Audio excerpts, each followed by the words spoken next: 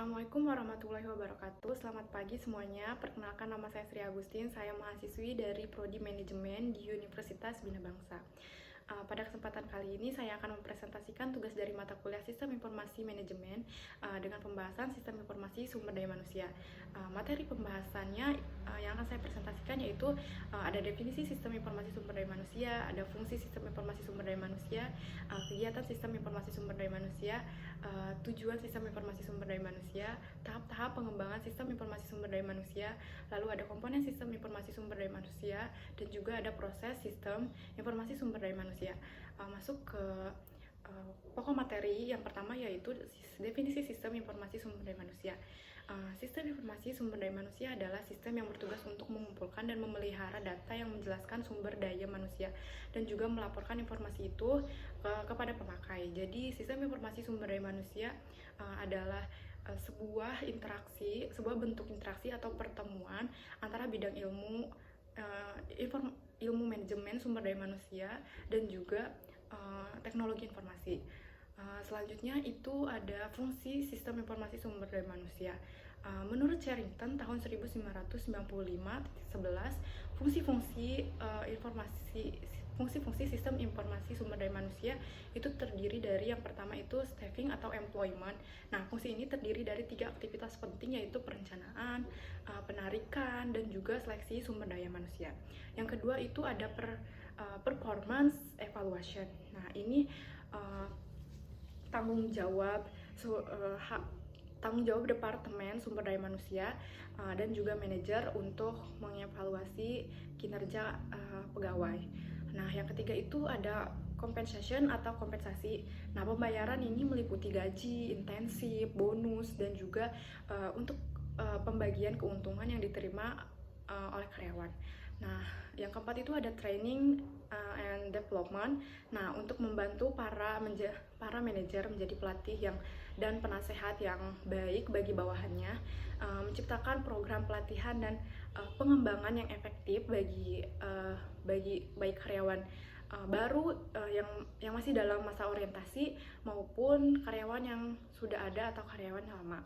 Yang kelima itu ada employee relation. Nah, Departemen Sumber Daya Manusia dalam hal ini perlu memastikan apakah para karyawan diperlakukan secara baik dan apakah ada cara yang baik dan jelas untuk mengatasi keluhan-keluhan yang diutarakan oleh karyawan. Yang keenam itu ada safety and health.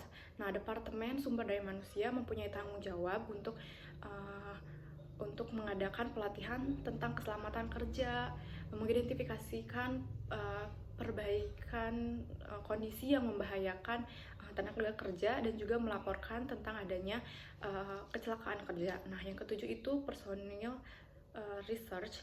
Dalam usaha ini untuk meningkatkan efektivitas perusahaan, Departemen Sumber Daya Manusia melakukan analisis terhadap masalah individu dan juga masalah perusahaan serta membuat perubahan yang sesuai.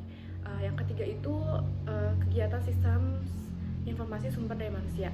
Yang pertama itu ada perekrutan dan penerimaan atau recruiting dan juga hiring. Dengan adanya sistem ini, HR akan terbantu dan dalam mengorganisasikan perolehan data pada proses perekrutan karyawan baru.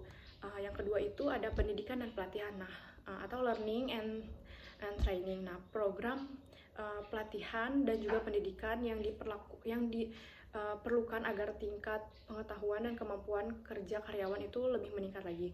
Nah, yang ketiga itu manajemen data. Tim HR bisa menyimpan data yang berkaitan dengan karyawan dan memprosesnya agar bisa menjadi informasi yang diperlukan untuk penggunanya. Yang keempat itu ada pemusatan hubungan kerja dan administrasi tunjangan. Ini nominalnya akan diberikan berdasarkan dengan ketentuan perusahaan. Selanjutnya itu ada tujuan Sistem Informasi Sumber Daya Manusia. Yang pertama itu ada meningkatkan efisiensi. Nah, ini untuk mempermudah proses administrasi, mengurangi kesalahan, dan juga menghemat sumber daya dan juga menghemat waktu.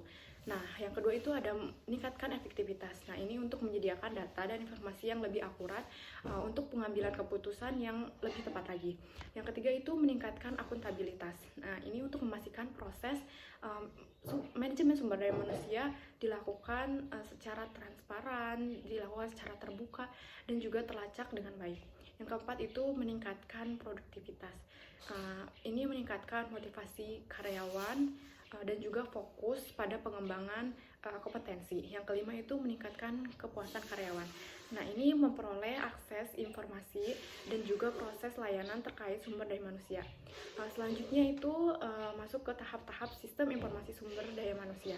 Yang pertama itu ada usulan. Nah, tahap usulan ini itu berkaitan atau berkenaan dengan masalah-masalah umum yang dihadapi organisasi atau yang dihadapi karyawan dan diarahkan pada suatu keputusan untuk menyelidikinya lebih lanjut.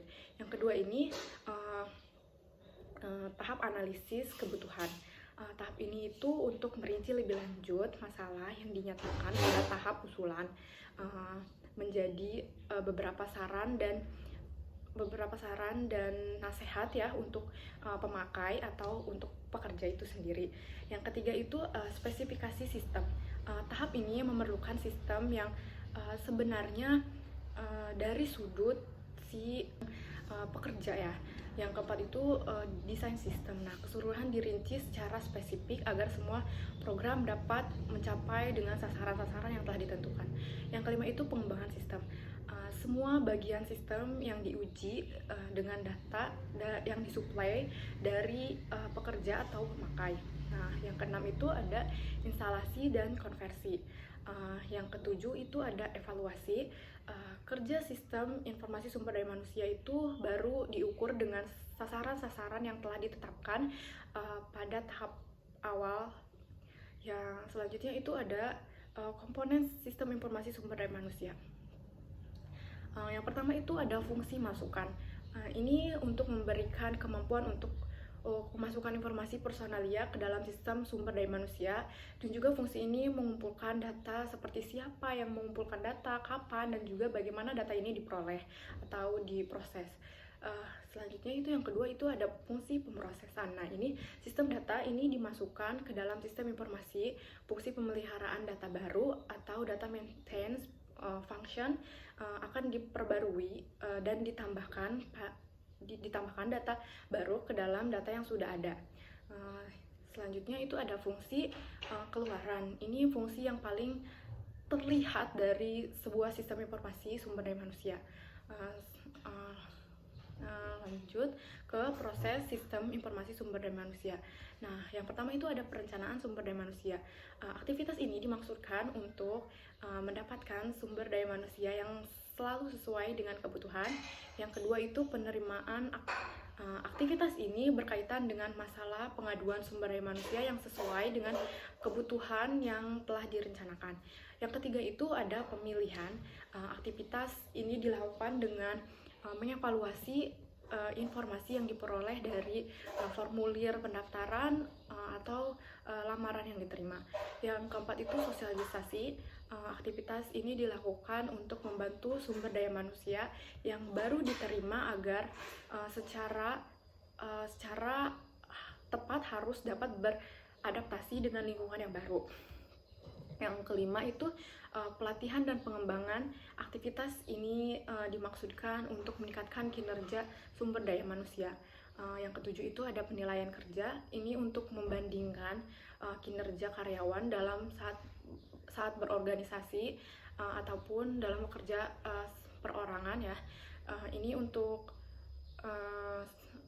sesuai dengan standar yang telah ditentukan suatu perusahaan. Yang ketujuh itu promosi mutasi, penurunan pangkat, pemecatan.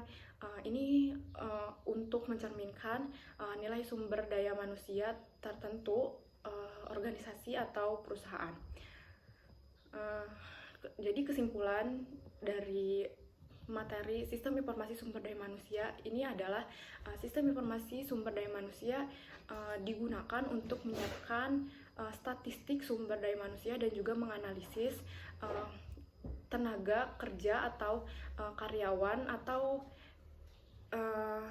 efisiensi sumber daya manusia agar forecast kebutuhan dan supply dapat